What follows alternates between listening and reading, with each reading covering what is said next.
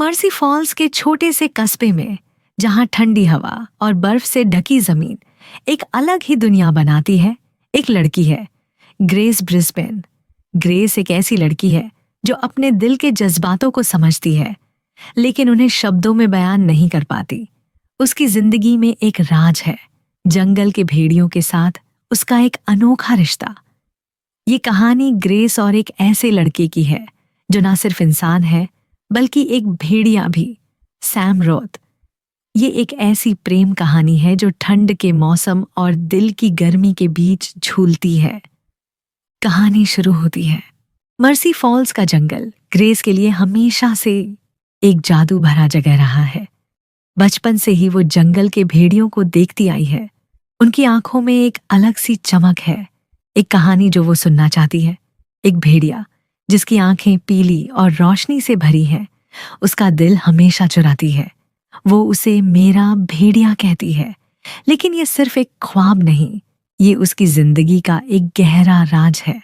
एक दिन जब ग्रेस छोटी थी, उस पर भेड़ियों ने हमला किया था। वो ठंडी बर्फ पर पड़ी थी, दिल धड़क रहा था और उसकी आंखों के सामने सिर्फ एक चीज थी, वो पीली आंखें। उस भेड़िए ने उसे बचाया और तब से ग्रेस का दिल उसके लिए धड़कता है। अब 17 साल की उम्र में ग्रेस एक साधारण सी लड़की है, स्कूल जाती है, अपने दोस्त ओलिविया और राचेल के साथ वक्त बिताती है और अपने पेरेंट्स के साथ एक छोटे से घर में रहती है। लेकिन उसका दिल हमेशा जंगल की तरफ खींचा जाता है। एक रात जब कस्बे में एक लड़के जैक कल्पेपर पर भेड़ियों के हमले की खबर फैलती है, लोग गुस्से में आ जाते हैं। वो जंगल में भेड़ियों का शिकार करने निकल पड़ते हैं। ग्रेस के दिल में डर बैठ जाता है। उसका भेड़िया, उसकी पीली आंखों वाला भेड़िया कहीं खतरे में तो नहीं। वो जंगल की तरफ भागती है और वहां उसे एक अजीब सी चीज मिलती है। एक लड़का, नंगा, ठंडी बर्फ पर पड़ा हुआ, उसके जिस्म पर खून के दाग और उसकी आंखें, वही पीली आंखें। ये लड़का सैम रॉथ है, 18 साल का, थोड़ी सी शर्मीली मुस्कान और दिल को छू लेने वाली आंखें। लेकिन सैम का एक बड़ा राज है, वो एक भेड़िया है। जब ठंड बढ़ती है, वो अपना इंसान रूप खो देता है और जंगल का एक भेड़िया बन जाता है। गर्मी के मौसम में जब हवा थोड़ी सी नरम होती है, वो वापस इंसान बन जाता है। लेकिन हर साल उसका इंसान रूप थोड़ा कम वक्त तक रहता है। सैम जानता है कि एक दिन वो हमेशा के लिए भेड़िया बन जाएगा और उसका इंसान वाला हिस्सा हमेशा के लिए खो जाएगा। ग्रेस उसे अपने घर ले जाती है, उसके जख्मों का इलाज करती है और उसके साथ वक्त बिताती है। दोनों के बीच एक अनोखा रिश्ता बनने लगता है। सैम ग्रेस को अपना राज बताता है, कैसे वो एक भेड़िया बना, कैसे उसके पेरेंट्स ने उसे छोड़ दिया जब उन्होंने उसका राज जाना, और कैसे उसने ग्रेस को उस दिन बचाया जब वो छोटी थी। ग्रेस के लिए ये सब एक सपने जैसा है, लेकिन उसका दिल सैम के लिए धड़कता है। वो उसकी बातों में, उसकी शायरी में और उसकी गिटार के स्वरों में खुद को खो देती है। मर्सी फॉल्स में ठंड बढ़ती जा रही है। हर दिन सैम के लिए अपने इंसान रूप में रहना मुश्किल होता जा रहा है। ग्रेस और सैम दोनों जानते हैं कि वक्त कम है। सैम का डर ये है कि इस बार जब वो भेड़िया बनेगा, शायद वो कभी वापस इंसान न बन सके। ग्रेस इस बात को स्वीकार नहीं कर सकती। वो सैम के लिए लड़ना चाहती है, उसे अपने पास रखना चाहती है। इस बीच कस्बे में और भी राज खुलने लगते हैं। जैक कल्पेपर, जिसका लोगों ने शिकार किया था, जिंदा है और वो भी एक भेड़िया बन चुका है। लेकिन जैक अलग है। वो अपने भेड़िया रूप को कंट्रोल नहीं कर पाता और उसके वजह से कस्बे में खतरा बढ़ता जा रहा है।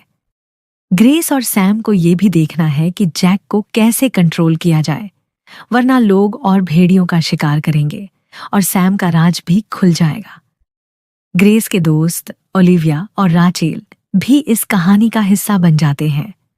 ओलिविया को भेड़ियों के बारे में कुछ पता चल जाता है और वो भी एक रात छुपाती है।